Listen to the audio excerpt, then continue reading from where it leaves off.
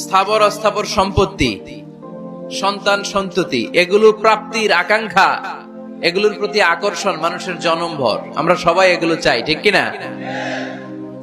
এর মধ্যে সবচেয়ে গুরুত্বপূর্ণ একটা হচ্ছে সন্তান সন্ততি। দেয় কে? জোরে বলতে হবে, কে দেয়? চাইতে হবে কার কাছে? নাকি মাজারে, নাকি দরগায়? একজন সন্তান দিতে পারে, চিল্লায় বলতে হবে তিনি কে? অনেকে বলে মাজারে মানত না করলে নাকি সন্তান পাওয়া যায় না। এটা কি রে ভাই? মাজারে যদি মানত করা না হয় তাহলে নাকি সন্তান পাওয়া যায় না। এগুলো এসে ডিস্টার্ব করে খুব।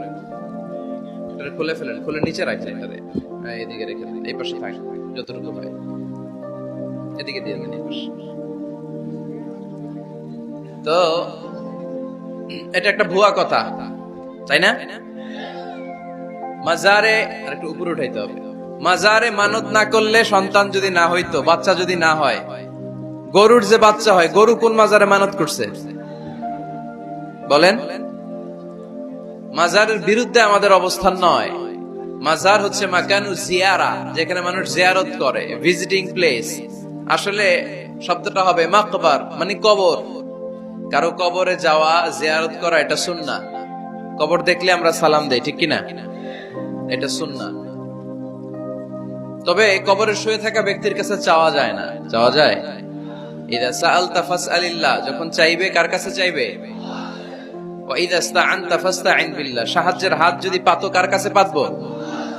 ওনার ভান্ডারে কমতি আছে, ঘাটতি আছে, আমাদের যার যা লাগবে সবও যদি উনি দিয়ে দেয়, ওনার কমতি পড়বে নাকি? সুবহানাল্লাহ পড়েন। এজন্য মাজারে মানত না করলে সন্তান পাওয়া যায় না, এটা ভুয়া কথা, তাই না? তাহলে ছাগলের বাচ্চা হয় কেমনে? গরুর বাচ্চা হয় কি করে? এরা তো কোথাও মানত করে না। তাহলে বুঝা গেল সন্তান দেয়ার মালিক কে? এটা অনেক বড় নেয়ামত। আমরা অনেক সময় বুঝি না, আমরা অনেক সময় খেয়াল করি না। এটা অনেক বড় নেয়ামত। যার সন্তান নাই সে জানে সন্তান না থাকার কি জ্বালা। এরকম নিঃসন্তান কিছু ভাইয়েরা আমাদের এলাকায় আছে না নাই? আছে। তারাই জানে কি জ্বালা। তো এই সন্তানকে কোরআন কোথাও বলেছে জিনা, সৌন্দর্য, কোথাও কি বলেছে? উত্তর দিতে হবে। কোথাও কি বলেছে? জিনা। আল মাল ওয়াল বানুনা জিনাতুল হায়াতিদ দুনিয়া। সন্তান আর সম্পদ এটা দুনিয়ার জীবনের সৌন্দর্য।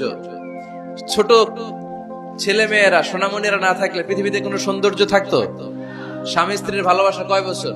রং ধরা যৌবন, জং ধরে শেষ।